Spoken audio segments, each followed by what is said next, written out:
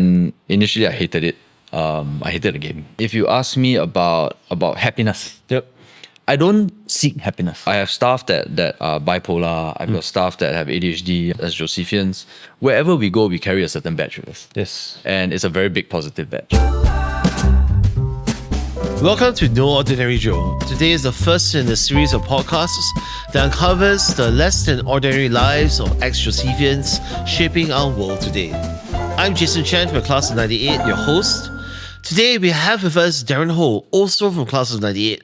He managed his own startups since junior college, played pro racket sports growing up, and competed in multiple Ironman marathons. And now he runs his very own pickleball facility and academy in China. Here's his story. But before that, a message from Simon Seow, president of the SJIOBA Boys Association. Dear Josephians and friends, hello. This first episode of No Ordinary Joe will pickle your senses. You don't realize it, but there are a few ordinary Joes like you and me doing extraordinary things. This podcast series is meant to shine a light on their stories. In the coming weeks, you'll get to know a former principal of SJI, a pop cultural journalist, a legendary footballer, and even a cancer researcher. If you have a story that needs to be told, please reach out to the Secretariat at the SJIOBA 8628-9678. Let us remember now and always that we're in the holy presence of God, in the Father, Son, and Holy Spirit. Live Jesus in our hearts forever. Jason, over to you. Hey Darren. Hey. It's good to see you again. It's been many years since we last spoke.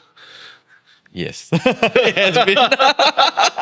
It's really interesting because we've been classmates in SJI, Yeah. Sec 1, Sec 2, and our journey brought us back together again in NTU. Yeah. Where we played tennis together. That's right. Right, you were my captain. That's right.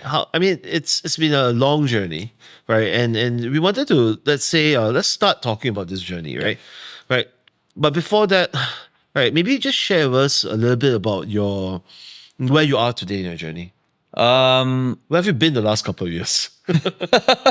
So yeah, I mean, first of all, great to reconnect. I think we've always been great friends, yes, even though we never spoke. That's what great friendship's about. And it was so fun, in uni days and doing all of that. So the past few years, I've actually relocated to China, which is very shocking for many people who know me because I never spoke Mandarin. Yes, I remember struggling Chinese with you in class. Yes. And always getting chased out of class. I think that we spent more time outside of class than we did inside of class. It was really fun. So I moved to China because I started playing pickleball after I retired from tennis. And initially I hated it. I hated the game. Couldn't understand it. But I realized that there was a beauty in this sport. And it just so happened that I had an opportunity to bring the sport to China. My own flavor of the sport to China. And so I took the chance and I decided, why not? I don't speak Mandarin. I don't speak Cantonese. I've never, ever had a holiday in China. And I thought, whatever, let's just give it a shot. And worst case doesn't happen, I'll just take it like a 6-month holiday, and see what happens from there. First, I have to say, you're like the poster boy of every single Chinese teacher in SJI today. They're going to take a photo, put it up there and go like, this is a Josephian, right, who actually learned Chinese because of business. So every young Josephian today is going to look at the photo and go like, that's the guy I want to be when I grew up. That's very kind. I'm not so sure they're actually going to do that. But yeah, sure. I mean, if that inspires many of our Josephians to pay attention to Chinese class, I think that's important. Yeah.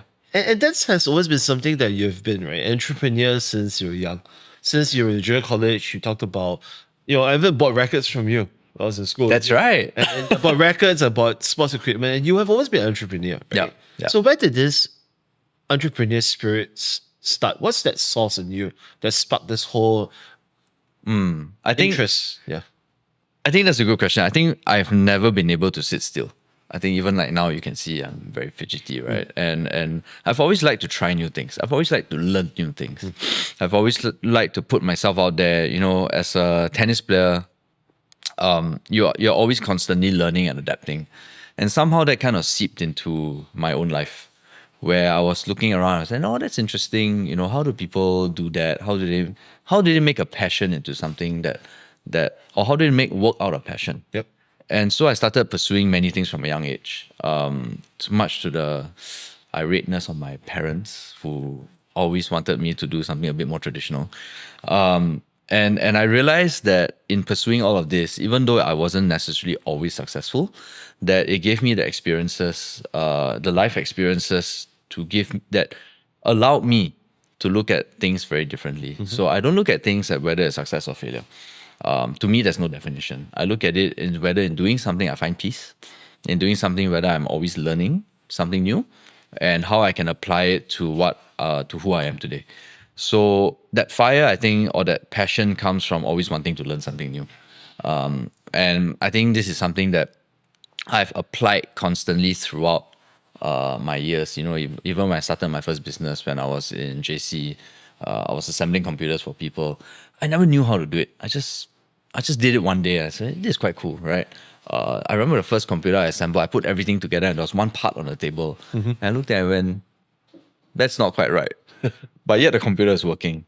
And then 5 minutes later, the thing short-circuited, right? So it's about learning. It's really about learning. And I enjoy the process of learning. You know, I think similar to you, when we were in class, we were always asking a lot of strange questions. Yes, I remember that. Yes, and I think some of the teachers got a bit annoyed at us, but that's me. I'm very inquisitive that way. I like to learn stuff. Yeah. I'm glad you brought up the history we had together, because I wanted to ask you, right, how much of this passion for learning, right, was actually from your SJI journey? Very, very good question. I would say most of it. I think one of the things, I'm not saying this to sell Goyo or anything. I'm really saying this because I've studied in different institutions. I've studied in different organizations, right? We all went through the army, right, and all that, etc. And I felt that a lot of what shaped who I am today was because the teachers in SJI genuinely really cared about what we were inquisitive about. True. Right? Yes. We had one of the best chemistry teachers. We had one Yes. of the best. I mean, our form tutor, our form teacher, if he's listening, you know, Mr. Chan, he would entertain us all the questions we asked. Yes. Huge shout out to Mr. Genesis Chan if you're out there. Yeah. And I think that gave me the courage as a person I am to ask a lot of questions even today. Yep. Some people say, Darren, you're very direct. But I'm like, yeah, but if I don't know, I'm going to ask. And it's not because of anything. I just want to learn. And if there's something that would change my mindset in the way I see something, I gladly accept it. I think in today's world, we need to be extremely flexible in how we think. And I think that has given me the foundations for that. Yeah, I want to expand on that point, because you talked about the journey. Yeah. You talked about learning, but in every journey, there's always highs and lows. Yeah. So maybe you could share some of the points in time where you had some highs and some lows, and how you overcome those moments. Yeah. So let me first say that when you are learning something, there's going to be more lows than highs. Because every time you learn something new, especially when you're speaking to people who are obviously smarter than you and more experienced than you, you realize that our mindsets sometimes are fixed in certain ways. And to unlearn that is actually quite painful. You have to change the way you do things. We always stick to our principles and values, right? Yep. But sometimes the way we perceive the world is very different from how other people perceive the world. I think the hard part or the lows is in having to bring that together. And in accepting that there's no right or wrong. Everyone just sees it in a different way. And how do we then mitigate all of that and cushion it together is really what I call a low. The high is when you break through and you realize, oh, that has actually led to us hitting an outcome or an objective that we wanted to hit. And that makes it very, very exciting for me. Yep. I always look towards that point, you know, where you meet new people, you work with new people. It's always very, very stressful at the beginning because you have to manage, you know, ourselves importantly, and then having to reach and find that point where we're leveraging and we're moving up, moving forward rather. I think that to me is the biggest high. No low. I think it's just about managing it, I guess. Yeah. And that's something that I also learned from you, to be honest. Well, playing tennis, right? You're managing yourself so well on court, right? You may have lost the point, but you're still able to recover so well, right? And then eventually still manage to, tough competitors, but win or lose, you can always come out smiling. Yeah. Right? Yeah. So, sports to business, right? Yeah. So what would advice be, right? If you look back to your junior college self, startup owner, Yeah. right? I mean, right now you're doing so well in business. Thank you. What would that advice be to him? Okay, so my advice is when you want to do something, whether it's something you're familiar with or not familiar with, you need to find peace. I think when you are acting on something and when you are trying to do something new, I think you want to find a lot of peace in what you're doing. So if you don't find peace in what you're doing, then it leads to opposite and natural reaction. So for example, if you ask me about happiness, Yep. I don't seek happiness. The reason why I don't seek happiness is because if you find happiness or if you don't find happiness, the opposite reaction is being sad. Sure. But Expectations. correct. So I think it's really about finding that peace in what you are doing. And if you can find that peace in what you're doing, I think any venture or any enterprise you embark on will become successful in its own way. And so I like to use this analogy, right? Flow with the water. Yep. Every point from water to the sea goes from a high point to a low point. The last thing you want to do is to swim against it. Yep. And if you are swimming against it, then you're going to find it's very challenging. Yes. But if you follow it, sometimes it will meander, but eventually you reach that ultimate goal. So the analogy I like to share with many people is that from the point we are born, from where we start, until we reach the sea, that's probably the day we die. Yep. There is this natural flow to it. You just need to find that flow. You need to find your water. Yep. And sometimes along the way, we lose that sense of flow because sometimes we need to step out onto dry land. But you need to go back into the flow of things. And that's where you will find peace. Yep. And so from sports to entrepreneurship, it took me on this journey of finding peace in myself, finding peace and harmony in whatever I'm doing, right? Yep. Like what a lot of people say, but when I actually put into practice for the past, I don't know, since I was 18, many, many years, it's been truly challenging. Sometimes you step off onto dry land, it's comfortable because you're not wet, Yep. and you continue that path. But you always need to find that water that's supposed to bring you to the final destination. And so find peace. And when you find peace with yourself, when you find peace and harmony around you, a lot of things become quite natural. The way you act, the way you conduct yourself, the way you organize your business or multiple businesses for whoever's out there becomes quite natural. And sports has always been a central source of that inspiration for you, right? Yeah. And Darren, I mean, to be honest, right, it hasn't been easy for you. And we've been friends for years. I've Yep. seen you change. I've seen you transform. Yeah. You are Iron Man now. I wouldn't have thought about it. You'd be given that at one point in time in your life, you actually were 150 kgs where I am right now. No. So of course I was like looking at my scale, like, I'm going to talk to Darren today. I'm going to ask you the one question is, how do I go from this to this, right? In such a short time, right? Yep. So what was it that made you go like, enough is enough, right? I want to get back in shape. I want to be an Iron Man. I want to be a sportsman again. Yep. Right. And I didn't remember you telling me it's because you were very busy with corporate world. Yeah. You had all the nice food, entertainment, right? But you decided to change it. Yeah. Right. You found the strength and the source. To be honest, it's difficult for me. Yeah. Right. But you found the source and changed it. So please do share that. So- I'm taking notes, by the way. So, coming back to what I was saying just now, if it's not about the number that's on scale. If you are 150, 200, 300 kilos, I mean, obviously physically, the doctors will tell you not to be that way. But if you are in a certain state and you find that you're unhappy at yourself, then it's time to take action. It always comes from what's inside. It's what's inside that forces us to change, not what's outside. I know very good pickleball players who don't look the part, but they're very, very good. And you notice that they're very peaceful and harmonious with themselves. Yep. So when I was 150 kilos, I was extremely unhappy at myself. And I was in a state of flux. Every day I would be, having these weird thoughts and really distracting myself. And then, of course, a few family incidents happened. I saw my uncle pass away. And I realized that's a catalyst. That was a catalyst for change. It wasn't a reason for change. And because I wanted to re-establish finding that peace within myself, I started trying many things, right? I started trying dieting, didn't really find peace there. So that's a tip. I started running, found some peace there, but it was quite different for me, quite difficult for me. Then I started cycling, and that's where I really found my peace. Not because of the art of cycling, but because I could see the world from a different lens. I could go from the east to the west of Singapore, and I could notice things that I never noticed before.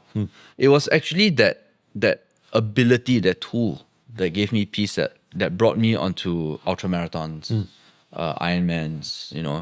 I think in 2019 I represented Singapore in ITU. And everyone keeps asking me, how much do you train? Do you train a lot? Yes, I train a lot because I immerse. But I found a lot of harmony in training. It's like how I find a lot of harmony in playing pickleball, where I used to find a lot of harmony in tennis, and why I stopped was because I didn't find that harmony anymore. So in finding that peace, we must learn how to let go. We have to learn how to adapt, try new things, where your peace is calling you to, and to let go of the stuff that's not working for you anymore. For me, it's not so much a story of, in this case, not so much a story of weight loss. But when you rediscover yourself, you become less stressed, you start to live better, you start to act better. It's a natural thing. I wouldn't specifically say go out there and, cut this, do this, but rather it starts from within. And yeah, if you guys are taking notes, I would highly recommend that approach because it worked very well for me. Even though now I don't do Ironmans anymore, I still go for an occasional run here and there, but that peace is something that doesn't go away with it. So I think that's important.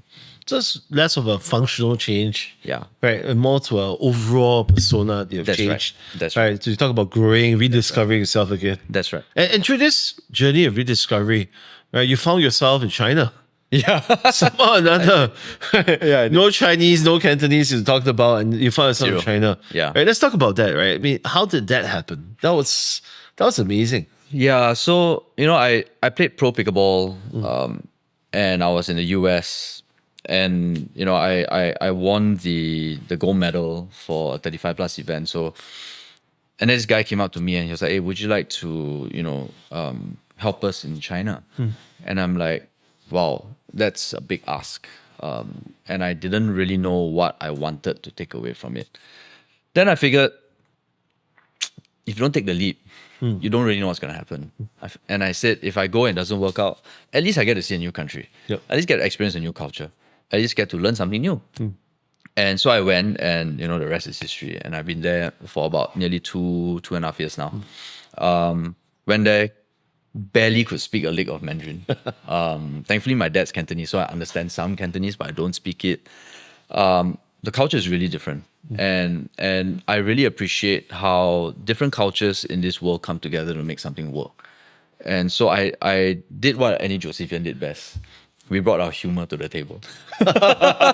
Or whatever. At least we tried. Right? We tried. So if you don't speak Mandarin, you can humor. It becomes that common gel that everything that brings people together. So you were entertaining the Chinese. Yeah. So I was entertaining them, and I'm always very lighthearted in China. I always tell people, guys, it's about having fun. Yeah. Pickleball's about having fun. And so so that's what I did. I bridged the language gap initially by bringing humor to the table, whether in whatever broken Mandarin I could try.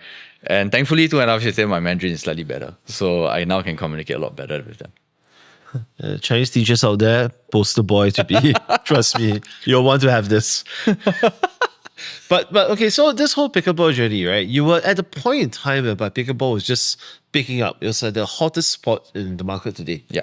Right? At a point in time, 2 years ago, right? Yeah. So why China, not Singapore? And you were champion in US, right? Yeah. So why not US? So interestingly, you made a very strategic choice of China. Wanted to understand that a bit more. So I didn't see pickleball, to be honest, I didn't see pickleball as a business. And I don't see many things I do as a business. I see it as something that allows me to discover something new about myself, and that allows me to share whatever I've learned over the years with people. So when I did pickleball, and a lot of people ask me this question, like, why pickleball, why China, why US, or why not US?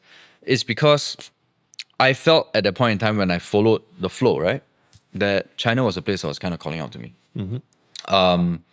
I always have very deep passion and sentiment and belonging for Singapore.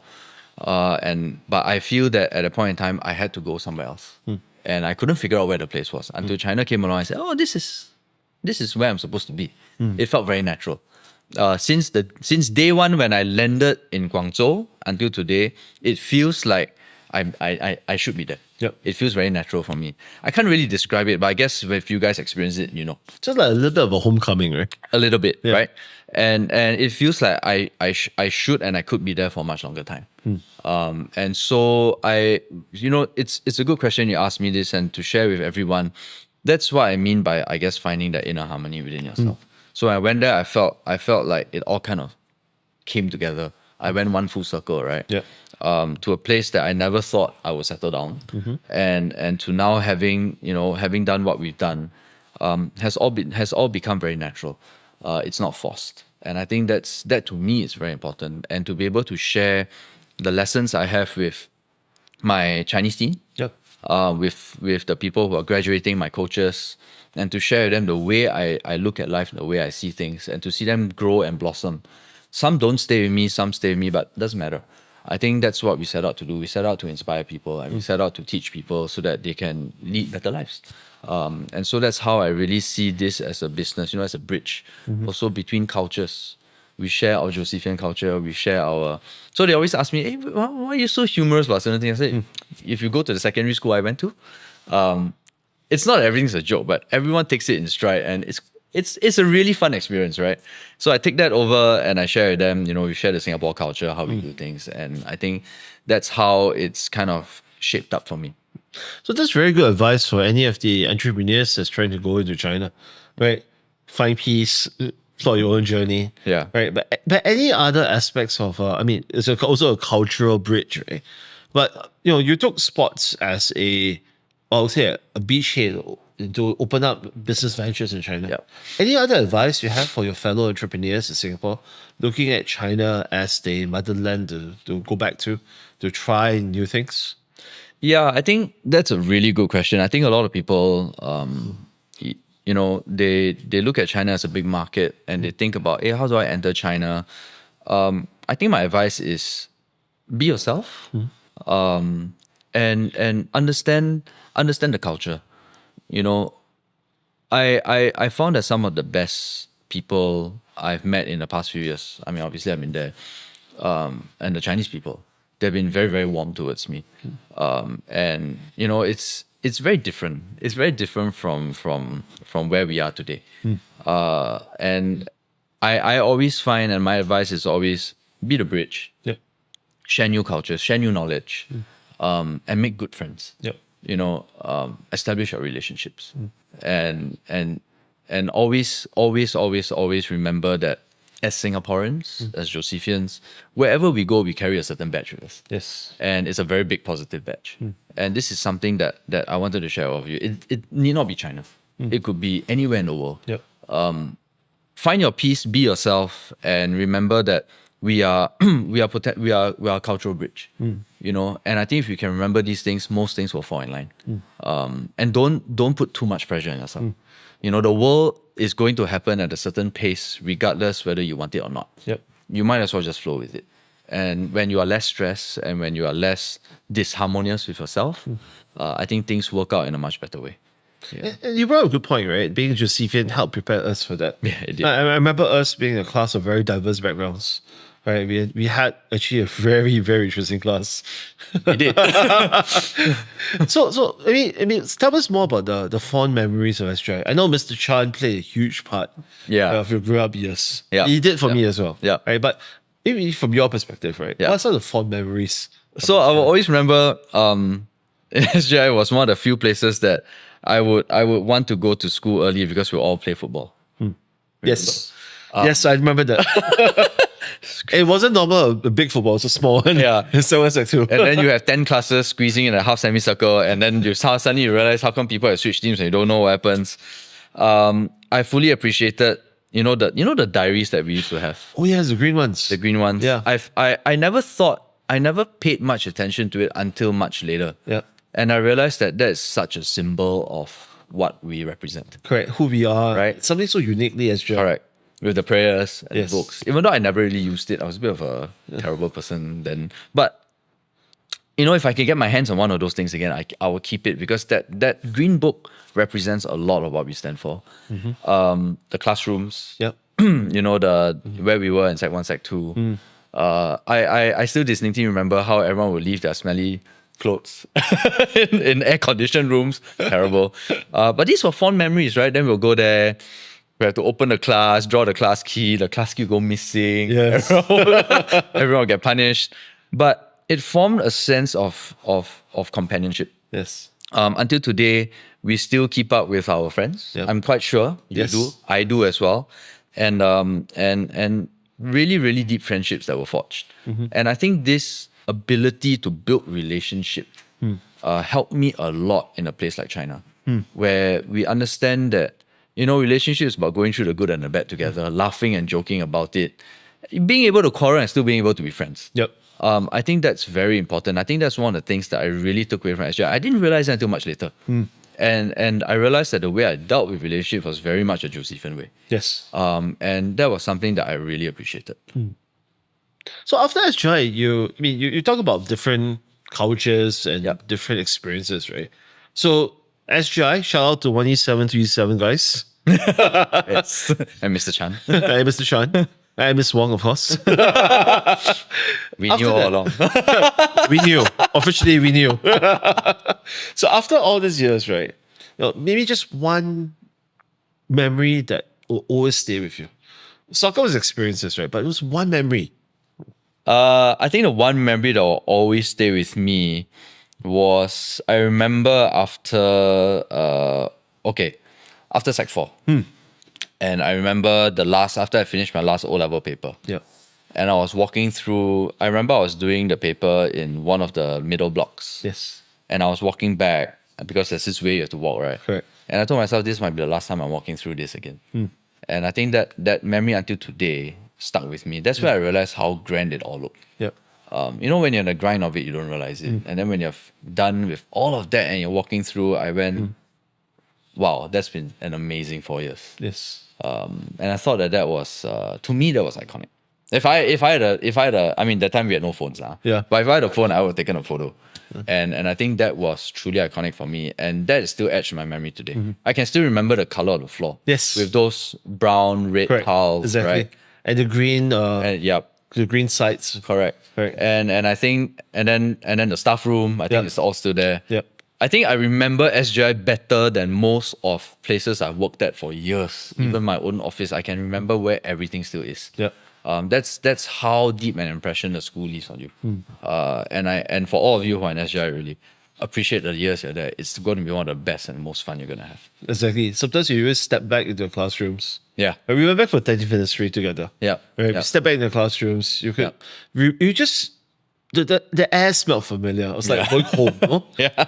Right? And you could even remember where everyone actually sat back. Correct. That was years ago. Correct. But the memories would just come rushing back to you. Go like, Correct. this felt right. That Correct. piece you talked about. Correct. Right. I felt it while I was there. And it's so apt, right? Because I went back the other day to play pickleball at the new multi-story thing. Okay. And it's built directly over where we used to play tennis. Yes. Oh, wow. And I was like, wow, this place is so familiar. Like the tennis courts used to be downstairs. They're Yes. not there anymore, but it's amazing. Yes. Where I started my whole tennis journey, Yeah. in secondary school. Now I'm playing pickleball upstairs. I think that's great. And after SJI, you went on to Raffles Junior College. Yeah. Right. How was the cultural difference? How do you manage to adapt to it? I think JC is very different because JC is just 2 years. Yep. Actually, it's less than 2 years. It's like a year and a half. Yes. And I think at a point in time, everyone kind of knows where they're going towards. I made great friends there as well. But because you don't spend that kind of time with them, and it's such a rush, Yep. you finish your curriculum in 1 year, prepare for A levels. Everyone's very worried because if you don't do well, you can't go to uni, right? I find that it's not about the difference in culture. I think the culture in SJI is very strong. Yep. And if you ask me to compare, I can't compare. But if you ask me to compare, between an ocean, like where we are today as SJI boys, I will always remember SJI because that's where, we are going through the most difficult times of our lives. Yes. Puberty and all that stuff. Puberty And you look at this guy and say, I'm going to hate this guy for the rest of my life. And you end up becoming the best friends, right? we had a few of those, and some of them that you thought, wow, this guy is so and so, and then now you realize he's like a HOD in the school. Yes. And you're like, wow, that's really amazing. I think at that age you notice a lot more. Yep. It for me also, when I was 17, 18, I was very busy because I started my first business. I was playing a lot of tennis. Most of the time I was taking leave from school. Yep. So I it's not a fair comparison for me, because more than half the time I wasn't around in JC. And really credit to the teachers for allowing me to do that as well. I think every school brings its merit. So yeah, but for me the culture in SJI is ingrained the longest. So every school is a good school. Every school's good, but every make of it. But every school has a different culture. Correct. And again, right, it's about peace. How do you adapt, and how do you find peace in a new environment? I think it's important. Let's expand on that, because then, with that memory in you and that, that sense of nostalgia. Yeah. Let's expand on that and ask you, what does Aura at Labora mean to you today? Right. Yeah. We were taught pray and work, right? But yeah. now that you've gone through life, right? You've gone through businesses, you've gone through the ups and downs, right? How has the motto changed for you? How does it resonate with you today? Yeah. So Aura at Labora, work and pray. Obviously, as a budding teenager, you don't think much about it. Yes. Just a tagline. It's just cool. It's just there because the diary needs a tagline. Sorry, SJ, don't kill me for that. I think over the years, I've not become religious, but I've become spiritual. And I believe that there's an energy to everything. So there are a few taglines that I live by. One, onward, which is always moving forward. Yes. And then another one is work and pray, something that I've been thinking about since my late 20s, when I reconnected with a lot of my SJI friends. My interpretation of work and pray is not so much of literally work and pray. My interpretation of work and pray is that if you are willing to keep moving forward, and you're willing to take steps back and to reflect and to take stock of where you are, there will be an energy that will guide you. And that's where, for me, the praying comes in. Okay. It's not really about praying, but it's more about working hard, making the changes, being flexible, and allowing the energy of the world to bring you. And don't fight it. Yep. The worst thing you can do is to provide resistance to something that is natural. Yep. And it's worked, strangely enough, it's worked very well for me. I've found, in whatever I've done, I always find flow. Yep. And that's why that's something that I kind of indoctrinate in my own coaching syllabus and curriculum. So work and pray, now when you ask me, actually means a lot. It's not about work, it's not about pray, Yep. but it's really about moving forward. Yep. Right? Moving forward is kind of working. Yes. Because you to take one step forward every day, regardless how hard it is. Yes. It's difficult. And the praying part is really about being reflective, Yes. being introspective. I always tell people this: look, you can't control what happened yesterday. Yep. Right? That's done. Whatever tiredness you faced yesterday is done. Yep. You're definitely not going to know what's going to happen tomorrow. Right? So if you lose a pickleball match, it's done. It's history. Yep. Whether you're going to win the finals tomorrow, it's not something you can control. You can only look at today. And so today becomes what I personify as, what I think work and pray really means. If you're moving forward today, the forces will guide you. And then you just take every day and live it to your fullest and make sure that you do what needs to be done. I think to me, that's what work and pray really means now. Wow, that's very inspiring, Darren. I haven't actually seen work and pray in that light about moving forward, right? and it's always been. I do agree on the reflective part, because that's the part that I also myself have also taken on as a point to always just stop and just reflect on the learnings you've had. Yeah. Right? And on that note, right? I mean, then how do you describe a Ojo? Right? What's that identity? If I put forth to you, right, Ojo, how will you describe him? Very good question. So I think an Ojo is to me, to describe it, is we had our fun in our younger years and we established our relationships, and we found, I wouldn't say we found ourselves, but I think we found possible pathways. Yes. That's a new Joe. Yes. As an old Joe, it's about paying it forward. It's about having walked these paths and tried and finding our flow, Yep. finding our water, Yes. and sharing with other people and helping them to guide them to find where their flow is. Yes. We can't help everyone, but we can sure as hell try our best. Well, that's a perfect description. Because it's something that we have always been built to be, right? Meant for others, right? Something that over the years in SJI is ingrained to us. Yeah. And now we're all in positions of experience. Yeah. Right? Paying it forward, teaching someone else. That's right. And quote unquote, actually, this quote really came from Ms. Wong Wadi, right? Yeah. Every Joe finds his way. Yep. And, That's and right. that was one message that I took with me after seeing her 10 years later. Yeah. Wow, that's very inspiring. Yep. And for you, you found your way. You also had moments of challenges, Yeah. right? I saw an article, an interview of you Yeah. about some of your challenges in life. Yeah. Right. Hope you don't mind me talking about it. No, it's fine. Yeah, but I wanted to talk about it because to me it's very inspiring. Yep. Right. Neurodivergence. Yep. Something that is very prevalent in society today. Yep. Parents are looking into it. Yep. You know, even the youngs are also being aware of it. Right. Yeah. Maybe let's talk about that. Because how you recognize that you had some challenges. Yep. And how you managed to, just embrace it and just be yourself. Because look at you, Darren, you are successful. You're you. a fantastic sportsman, right? You're an entrepreneur, right? And there's no trace of neurodivergence, right? Anywhere. Yep. So share But share the journey. you were in Sec 1 and Sec 2 with me, so I've had my moments where I'll be extremely explosive. I Moments. do remember a couple of good questions that you came out of class there, yes, but it never occurred to us. Yeah, You I were mean- just Darren Ho. I mean, I think for those who were, especially with me in the formative years, like yourself and some others, you would have seen a very dark side, a very explosive side. I think maybe dark side is a bit extreme, but it's a very explosive side. But yet it will all go away when I played tennis. When I first started talking about neurodivergence a few years back, because I got diagnosed really late. I got diagnosed 35. Yeah. I think 35. Wow, this is like 10 years ago now. Jeez. Okay, anyway. So 8 years ago. I'm not that old. But anyway, so I used to look at neurodivergence, with a bit of a line separation. And ever since then, I've gone deeper into meditating and reflecting, like what I told you about flow, finding peace and harmony. And I realized that maybe that line shouldn't be there. Maybe we're all here because we represent something else. Yep.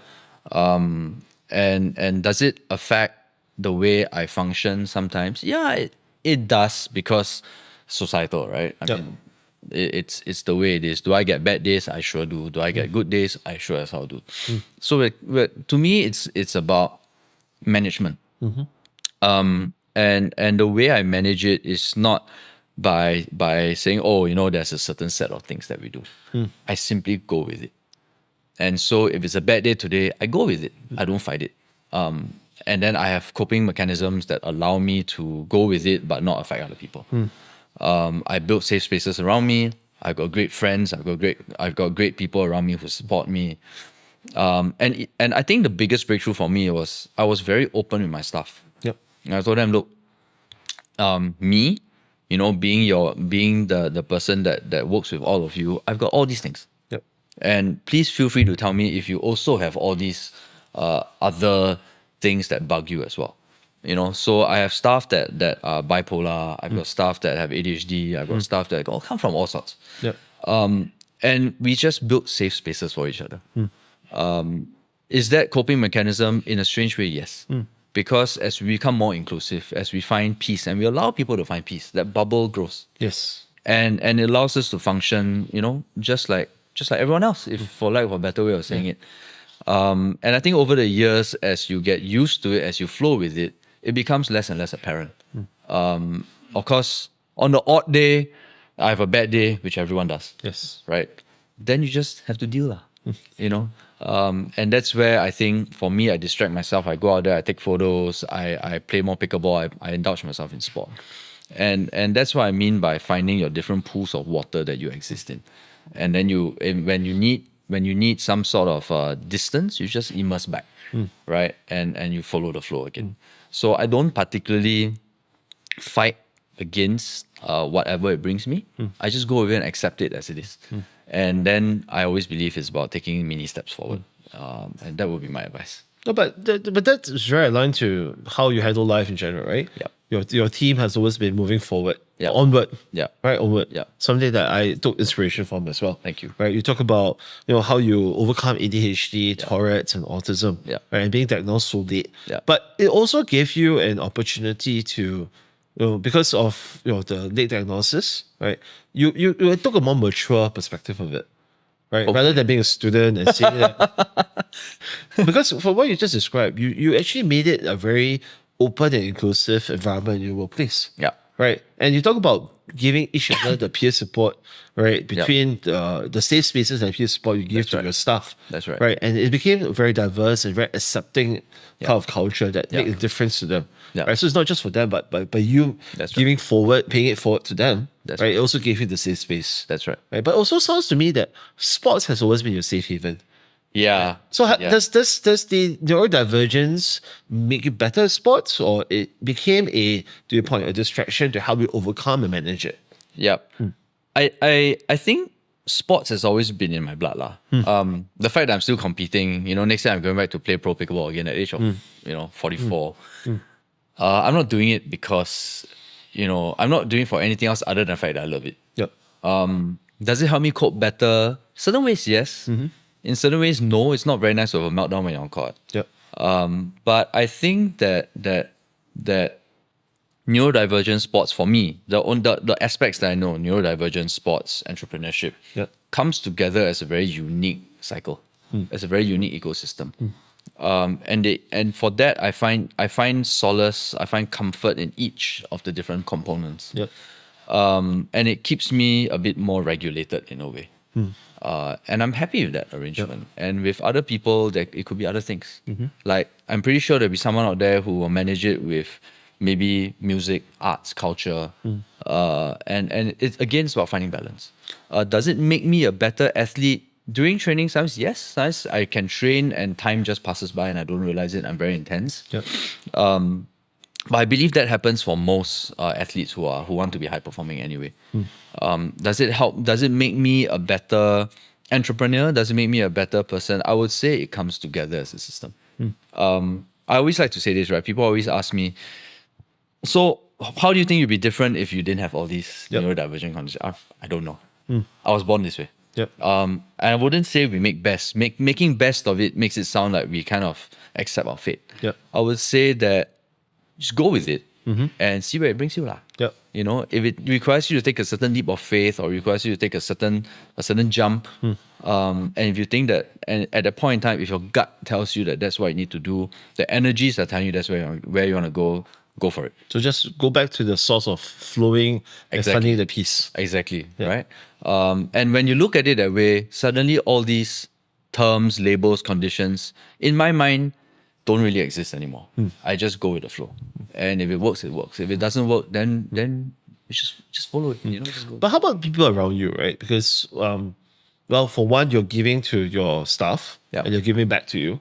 So I think this is a very good reference point to appreciate, how can we support our friends who are neurodivergent? Yeah. I mean, we're looking at a society today where more people are becoming more open about it. Yeah. Right. And I think I'm very sure that the friends around them will also want to do their part to be supportive.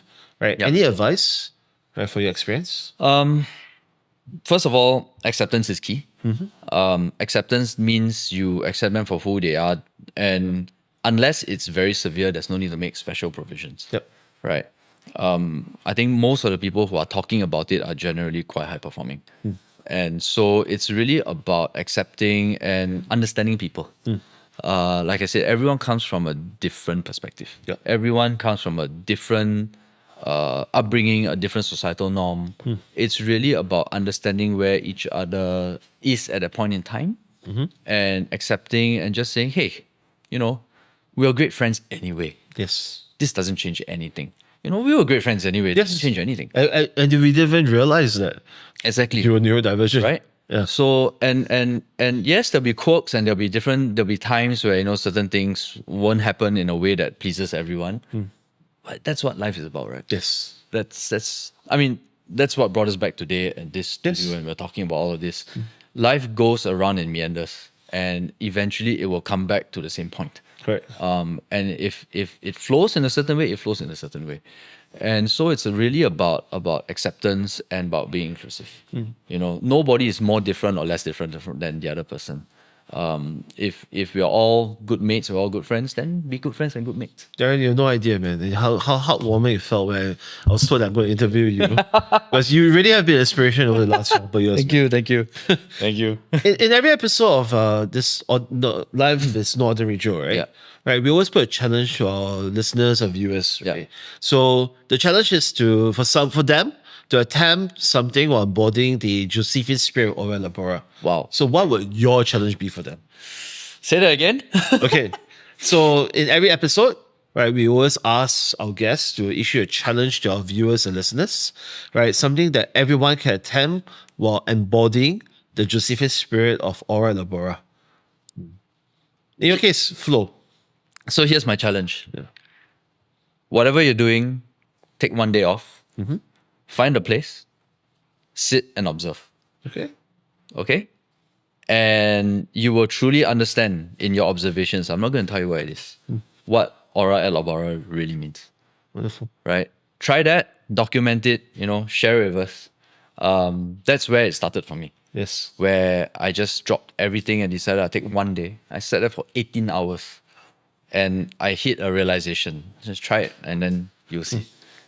Yeah. That's a very good one, Darren. Thank you for being such an inspiration Thank to you me for having me. and to everyone else around you, Darren. Thank you. Thank you. Right. Thank you. Thank you. All right, go on, Darren. That's very inspiring. Now, that was Darren Ho, everyone. Ojo, entrepreneur, and pickleball pioneer. Living proof that even with physical and mental challenges, it's never too late to change your pace, no matter which stage of life you're in. Who knows? Take a leap of faith like he did, and your exciting new chapter might just begin today. If his challenge spoke to you, give it a go. If his story sparked something, share it. Because every ordinary Joe could just be leading a less than ordinary life. In our next podcast, we will be in the chair with ex-Joe and also ex-principal of SJI. Take your interest, watch this space to find out more. I'm Jason Chen once again. This is No Ordinary Joe. See you next time. Sorry, did I hit you? Did I hit you?